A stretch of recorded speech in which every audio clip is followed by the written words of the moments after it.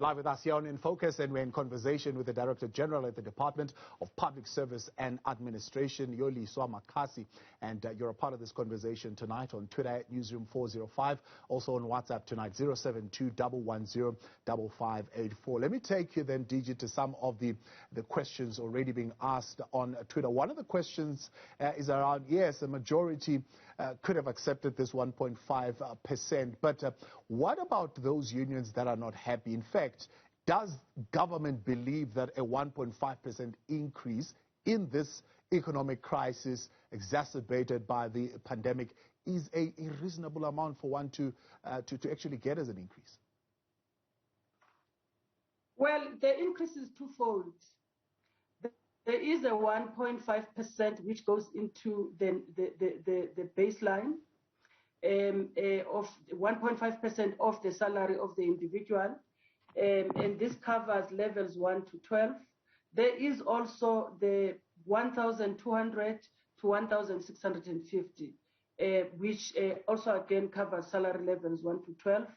And I think that our attitude as government is that this increase is going to put money into the pockets of our employees, and that money is going to offer them a certain level of flexibility to deal with some of the challenges that are facing them currently. Yeah. So for us, that's very important that there's some money that is being put into the pocket of our employees. And speaking of a level of flexibility, is there still room for negotiations? No, negotiations are over now. The agreement has been signed, so negotiations are over. So the idea that this is some kind of an interim agreement, and maybe there are some still core demands that are still on the table that you might go and revisit, is really not an issue that you are prioritizing at this point? No, we are prioritizing that because we have agreed to deal with issues differently with labor. So there's a list of other issues and other demands that they raise that we have agreed to deal with them differently.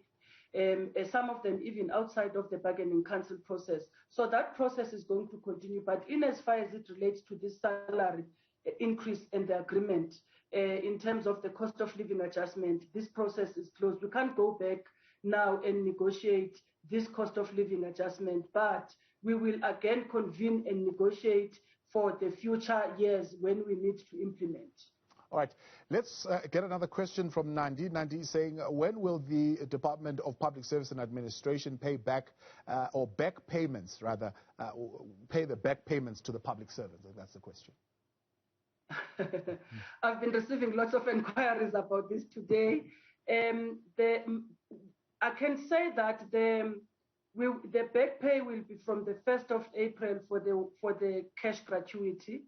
And we are working on the detail, the modalities of that particular pay. So I am unable now to tell you by when the payments will be made, but it's something we're prioritizing, and we're working on the modalities as well, working with Treasury around that particular issue.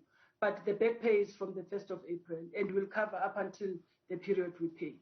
So the back pay is for the non-pensionable allowances from the 1st of April. And as yes. far as the salary adjustment, when will that kick in?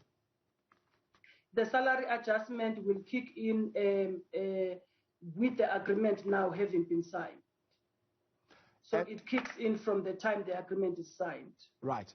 And with now the negotiations closed, I mean, that essentially means that Nahawu, SAPU, and Pop Crew must just accept. I mean, is there anything that you will put on their table for them to appease those unions who did not sign?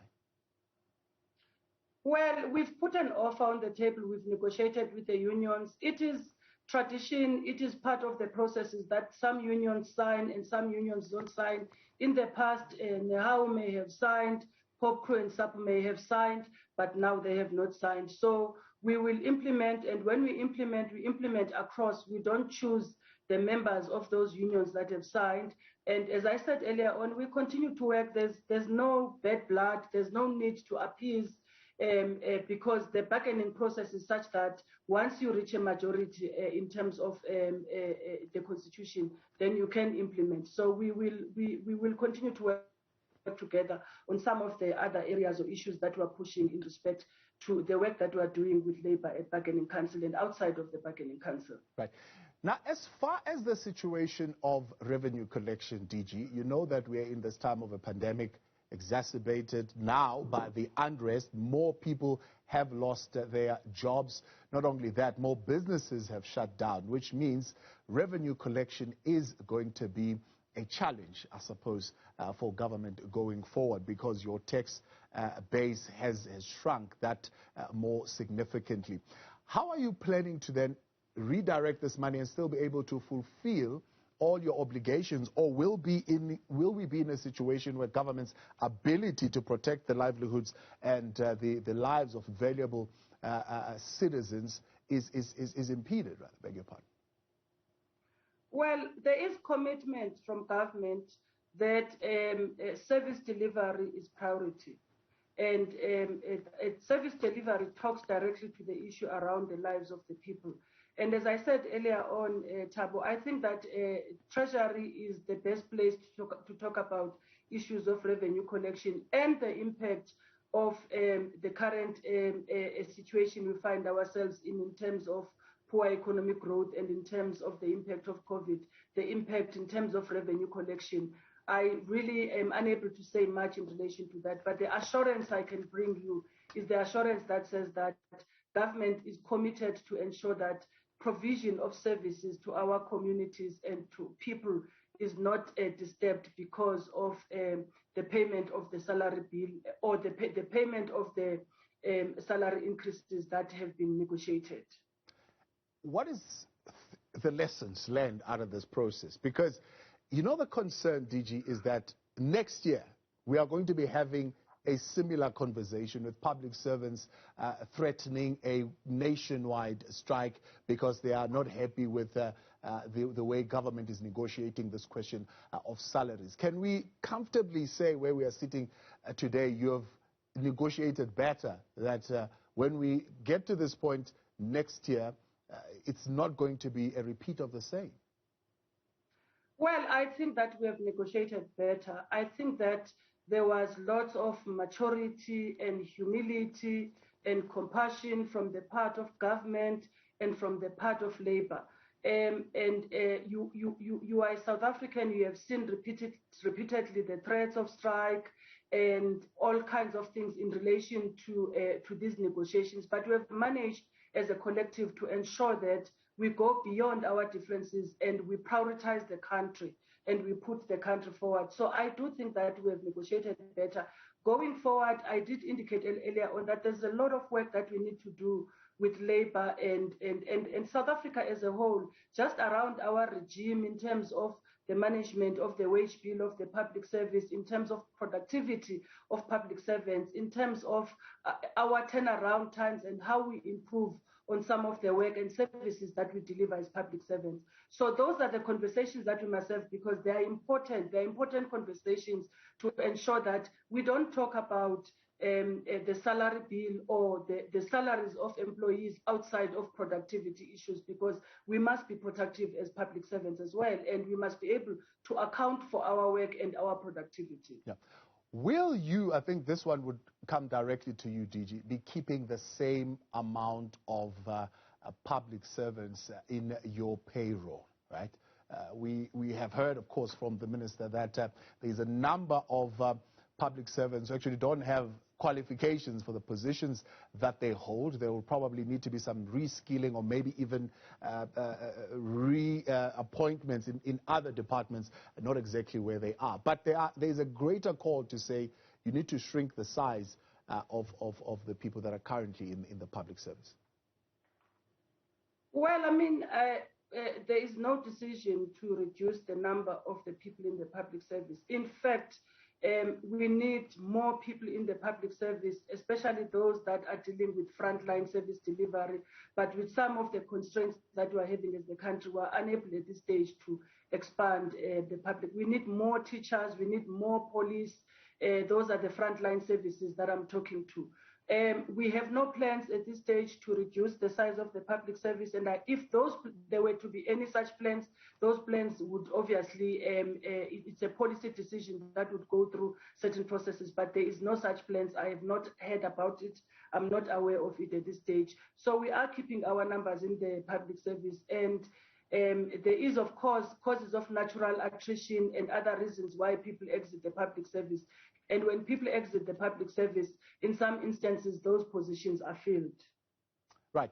You talk of essential services. There has been, for example, calls for more doctors in hospitals. There has been calls for more nurses, particularly during this time of the pandemic, so much so that the military staff had also had to come in certain instances to assist. So is that money going to be available now to be able to increase those numbers?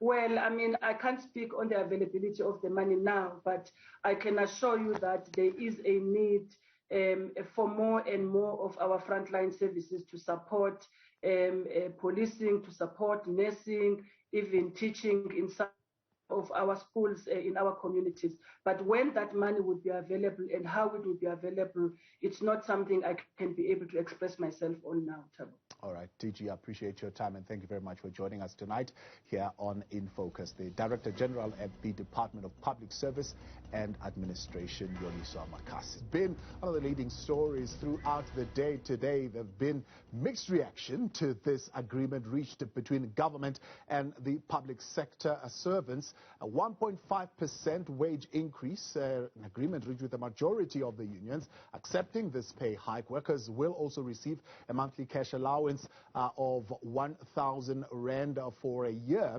And to talk to us about this, I'm joined by the Director General at the Department of Public Service and Administration, Yoliswa Makhasi.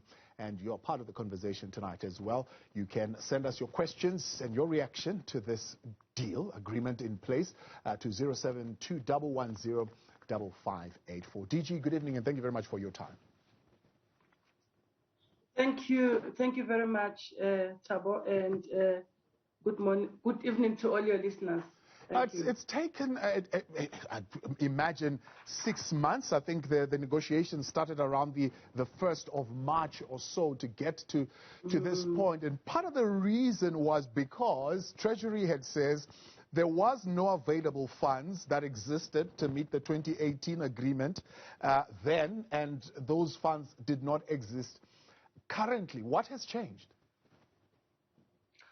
Well, I mean, these are negotiations, so you start from somewhere and you end somewhere. So we've spent 6 months negotiating, sharing ideas between the government negotiators as well as the trade union negotiators through the Bargaining Council, which has been coordinating all this work, the Public Service Bargaining Council. So we are now at the stage where there is an agreement that is in place and that has been signed by both parties. Treasury has been part of the negotiations because the government component in the negotiations is led by DPSA, but there's representatives from Treasury. There's representatives as well from other sector departments, like your Department of Basic Education, like your SAPS, like your Department of Health, and other departments. So this is basically a partnership. This is work that we do as a collective. It's not only just one department, which is DPSA. Of course, DPSA does play a leading role in the process. Right. Let's talk then about where that money is going to come from. Initially, there was an estimation of 37.8 billion rands that the Public Service and Administration Department was talking that government will have to go and borrow that amount of money to be able to fulfill the obligations of the various clauses in that agreement of 2018. And the fear was that this would mean that government would now need to absorb pretty much the civil service remuneration as well as social assistance, much to the detriment of other services in the country. And in fact, it could put us on a fiscal cliff. Well, I mean, I think that the detailed responses around the issue of where the money comes from, exactly from the fiscals, is a detail that Treasury is dealing with, and Treasury should be able to respond in respect to that. I do want to say, however, that these negotiations, we've been very sensitive to the economic situation that we have in the country and the pressures that have been brought about by, amongst others, the pandemic like COVID, as we're experiencing it. So one of the reasons why in our negotiations we made a proposal as government to Labour that we do not include in our baseline the salary increases that we end up agreeing in the current financial year is to be able to manage the burden of that, because once it goes to the baseline, it's permanent. At this stage, what we have agreed on is that the 1,200 up to 1,650, that is we call it a gratuity, but it's a monthly payment that will be done. It does not translate into notches, and therefore it does not go into the baseline. So Treasury does not have then to have the burden of carrying it into the baseline. Even if we pay it now, there's some reprioritization that can be done internally within our resources, but Treasury is working on those specifics. So we were sensitive to the idea of the fiscals and other challenges that are facing the fiscals currently. And the workers equally, labor appreciated that sensitivity, but also they indicated that prices are going high and workers are finding themselves in a corner. So government must also meet the workers halfway in a way. So how much will you be redirecting? The total cost for this agreement, it's estimated around, there's two components to it. There's one component which is estimated around 22 billion. This is the component of the 1,200 to 1,600 cash gratuity on a monthly basis. For a period of a year, that would be around 22 billion. Then there's the component of the 1.5%, which goes into the baseline. This is money already budgeted for. We've redirected the money that was budgeted for pay progression, and we've redirected it. So we are looking at around 22 billion. Now, the challenge here is that this now, DG, I suppose it's not a question that you might be able to answer, but it deviates from Treasury's budget and plan to say the wages are going to be frozen for the next 3 years, right? And of course, you've got rating agencies that are looking at that particular issue. They've already alluded to the fact that this government will not be able to hold to that commitment. But two, it also gives a sense that public servants won't believe government next time you say there is no money, because you have managed to secure some 22 billion to be able to get this agreement on the ground. Well, I mean, I think that Treasury can answer the first question in respect to the issue of the rating agencies and the 0% and etc. As I said earlier, that we went into negotiations, and we went into negotiations empty-handed first, and we were chased out of negotiations. There was a deadlock, and we had to get services of a facilitator to assist to unlock the deadlock, because most importantly for us was that services must not be disrupted in the country. We are operating in a very sensitive period of the pandemic, and disrupting services through strikes and other things at this moment is not what we would want to see happening. Around the second question that the second issue that you are raising, that public servants won't believe, I don't think that public servants won't believe again when they are told that there's no money, because even now I do think that they believe that there's no money, but they understand that there are sacrifices that had to be made in order to even find the 22 billion that we're talking about today. It's not as if we went in and got the money. That's why it took 6 months. It took lots of convincing and lots of toing and froing and looking at different models in which we can meet each other halfway. So the books of government in any case are open, so they should be able to understand when we are saying there is limited resources. So when you're saying this will not affect the baseline, is that code in your industry to say government will not go and borrow? This will be money that is already in your system somewhere that will be reprioritized. Certainly, my understanding, again, I'm not speaking on behalf of Treasury, and my limited understanding of the financial affairs tells me that there is no plan to go and borrow for this 22 billion, but there is reprioritizing that's going to be done internally on the budgets that already exist. All right, let's look then at the 2018 agreement. Does that mean, for example, the Labour Court appeal has now been abandoned as part of this agreement? No. The Labour Court agreement, remember the 2018 agreement Labour took us to court when we went to the bargaining council to request for the agreement to be reviewed because of the situation we're finding ourselves in as government. Labour took us to court, or some components of Labour took us to court, and court made a decision, the Labour Appeal Court made a decision which was in favor of government, and Labour further took the matter to the Constitutional Court. And we've been busy with our papers. Labour has been busy with their papers. I understand that the Constitutional Court is sitting on the 24th of August to process the issues as presented by the employer as well as by Labour. So that process is ongoing. The Minister of Finance had indicated sometime this year, I think it was last month, had indicated that government will abide by the decision of the Constitutional Court. So we are waiting for that process. This agreement we're talking about is the agreement for the 2021 period. And in this agreement, we have also agreed with Labour that should there be no agreement by the end of this financial year, which is by March 2022, we will continue with the same agreement for the following year, which is the 22-23 financial year, whilst we are dealing with other issues and working on a new dispensation in terms of the wage management and issues that relates to the wage bill, and consulting, of course, with Labour through the established processes.